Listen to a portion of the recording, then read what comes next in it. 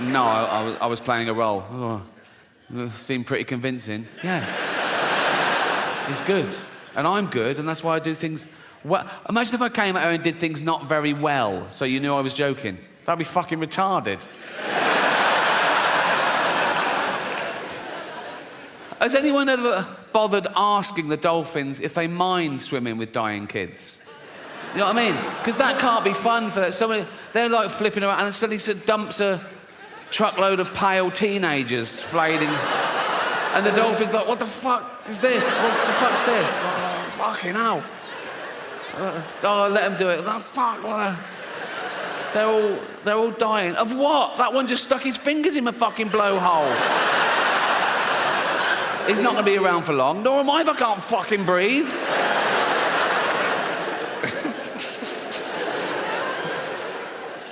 It's very sad. But we all die. We all know we're going to die. And we all do die. So it doesn't really matter if we die one at a time along the way or all at once in one big final Armageddon. The result is we're all going to be dead one day and we're all going to be dead forever. And I've been to a lot of funerals in my time. You live this long, you know a lot of people, they die, right? And I don't mind funerals because it's the end. You know what I mean? I hate weddings. Oh, fucking hell. There's so much hope. You know what I mean? And they're needy and arrogant. It's out. They go, oh, do you want to come and watch us for 12 hours? No, fuck no. Even the invite is arrogant, isn't it? It's like a royal decree. You are cordially invited. It's not a fucking honour. I don't want to go to your shitty wedding. Do you know what I mean? And then you go, oh, right, yeah, when is it? And they go, 2 years' time. They know you haven't got an excuse for 2 years' time. So you just have to hope that one of them dies. You know what I mean? And so you go, oh yeah, I'll be there, yeah, where is it? And they go, India. Oh, fuck off. I'm not having injections for you, you boring bastards. And I've got a big family now, a big extended family, and there's always one of them getting married, and they know I've got a bit of cash, so I can't give them a tea set anymore. I've got to get them their first fucking house. You know what I mean? I've got a big family because I had older brothers and sisters, and they all had loads of kids, and their kids have had loads of kids, and their kids have had loads of kids, because we're chavs, basically. There's a new baby every Christmas. It's one of those families. You know what I mean? I go home, it's crowded. I go, oh, who's this, that? Oh, yours is it? Oh, well done. I don't know him, I don't know her. You know what I mean? It's like... But what I've done over the last couple of years, I've got them each individually, right, in private, and I've told them that I'm leaving my entire fortune to just them, right? But to keep it secret. So they all love me, right? And I'm not doing a will, so my funeral is going to be a fucking bloodbath. I'm at that age now where people ask me what I've got planned for my funeral. Even journalists say, oh, what's your funeral? I go, I haven't planned it. I go, no, it's fucking depressing. Also, I don't care. I'll be dead. They go, don't care about what people think of you. No, I'll be dead. They go, what about your legacy? Fuck my legacy. You can't plan your legacy. I think of all these people who died thinking they'd be loved forever, eminent people going, there is a statue of me in the town square. And now they're pulling down the statues, aren't they? Going, pull down this fucking statue. Why? He was a slave trader. Pull down the fucking statue. He built the hospital. Should we pull that down? No, leave the hospital. Leave the hospital. Just pull down the fucking statue.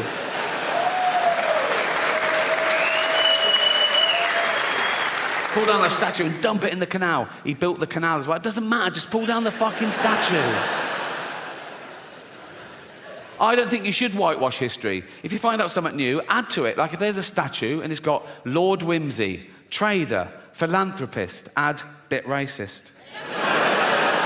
Or one of those blue plaques on a house, go, Sir Robert Spuke lived here. Author, poet, pedo.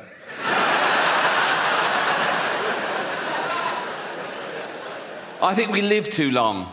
That's why we have time to worry about all this. We're not meant to live this long. As a species, we're about 300,000 years old as Homo sapiens. We've been around as hominids for a few million years. And of course, along with every other life form that exists at the moment, we've been evolving for 3.5 billion years. Everything that exists at the moment all came from the same little blob of organic matter 3.5 billion years ago. That's why it annoys me when people say, oh yeah, humans, we're the most evolved. We're not the most evolved. We're no more evolved than the slug or the snail. People go, oh, come on, look at them. Yeah, they got it right early doors. Nature keeps testing them. Do you want eyes? No. Not really. No. I have noticed one thing about the slug and the snail. Let's not split hairs, let's be honest. The snail is basically a slug with a shell on it, isn't it, right? But if you pull the shell off the snail, it starts giving it all, oh, I'm dying. And the slug is like, welcome to the real world, cunt. So yeah, we've been around for about 300,000 years, and for most of that time, we had the same life expectancy as every other wild ape, 35, 40, if you're lucky. You're born, you grow, you mate, you're playing with your kids, you get a cut, you go, oh, what's that, dead? Right? But now with antibiotics and medicine, we've pushed that forward. A child born today can expect to live to about 100. And scientists said soon that'll be 120. And science also said that in the near future, there's no reason with proper care and attention that human beings won't regularly live to 150 years old, which is amazing until you remember that we get a set number of brain cells, right? Which we only lose, you can't get them back. So in the future, there's going to be 15 billion people on the planet, you know, half of them are going to be over 100, and they're all going to have Alzheimer's. It's going to be like Dawn of the Dead. It's going to be fucking horrible. You know? My auntie died of Alzheimer's. I don't know how you die of Alzheimer's. She forgot to live. Right? And for the last couple of years, she was in her home, and my cousin, her only kid, used to visit her like once a week, and it got more and more depressing because soon she didn't recognise him, and then she didn't know who she was, or you know, and then she died. And at the funeral, we were sort of reminiscing about the good days, some of the funny, absent-minded things she said and did, and we realised, oh, probably that was the beginning of the disease before it was diagnosed. And this is a true story. Once, my cousin went home from work, and he went in, and she went, your tea's in the oven, I've had mine already. He went, oh, cheers, Mum. And it was like a fish pie, right? He ate the fish pie, and he went, oh, God. And he ran upstairs, vomited, went back down and went, Mum, the fish is off, I've just been really sick. And she said, yeah, it made me really sick.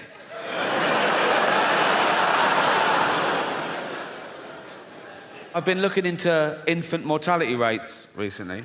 For research, it's not a fucking fetish. Like, a child born today in the UK has a percentage chance of survival of 99.8%, which is incredible. I thought, is that just the mollycoddled West? And I was putting in third world countries. And even in Africa, it's like 96.5%. In the wilds of Africa, where everything wants to fucking eat a newborn baby, babies are vulnerable enough, aren't they? In Africa, a baby can be born in a mud hut. There's a lion outside. It's covered in blood because they can't wash it. They've got no water. Oh, and it's already got AIDS. Now, by the time that joke goes on Netflix, it'll be nuanced. There'll be an underlying satirical point, I'll claim. But until then, all I've got is, baby's got AIDS. I know that it's funny. I just have to work out why. Leave it with me. Leave it with me. Also, by the time that goes on Netflix, I'd have been playing arenas around the world. It'll be hitting hard, people will be laughing. So if you are an African woman and you just had a baby in Africa, and the doctor goes, oh, I'm sorry, your baby's got AIDS. You go, oh my God, you're there. You know, our little baby's got, you're there with your husband, and you go, oh, our baby's got AIDS, Jeff. Jeff.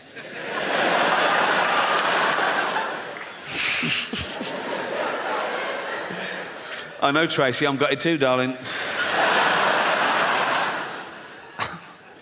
Our baby's got AIDS. Oh, should we watch some comedy to cheer us up? Yeah. What, Netflix? Yeah. What, Ricky Gervais? Duh. Yeah. And they're sad that their baby's got AIDS, but they're sort of laughing along. Armageddon, And it gets to that bit. Baby's got AIDS. And she goes, oh my God, Jeff, what? Why are they all laughing at us and our baby with AIDS? And Jeff goes, well, they're not laughing at us per se. She goes, well, they are. They've named us and everything. They're literally laughing at us in this bit. And Jeff goes, yeah, but we're a fictional couple with a fictional baby with AIDS. Anyone offended by that is a fucking moron. And then he goes, and at least he didn't do the accent. So... And then she goes, yeah, but only because Jane begged him not to. It's funny because it's true.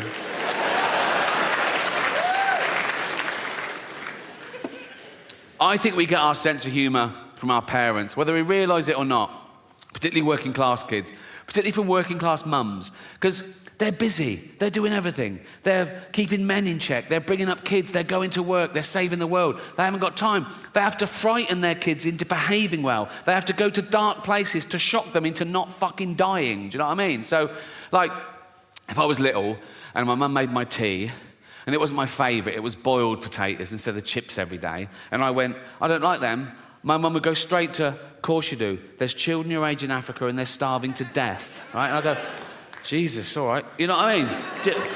The true story, I was 7 years old, right, and I'd been playing in the park, and I came running in, and my mum went, Ricky, come here, sit down.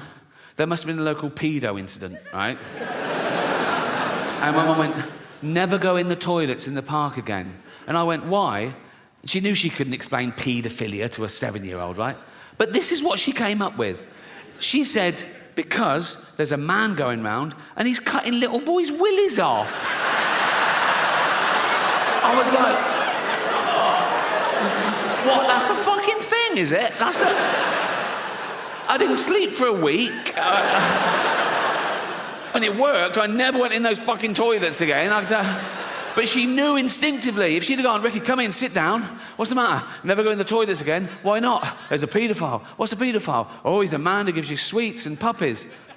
Bring it on, you know. At 7 years old, I'd wank off anyone for a puppy. I'd be like,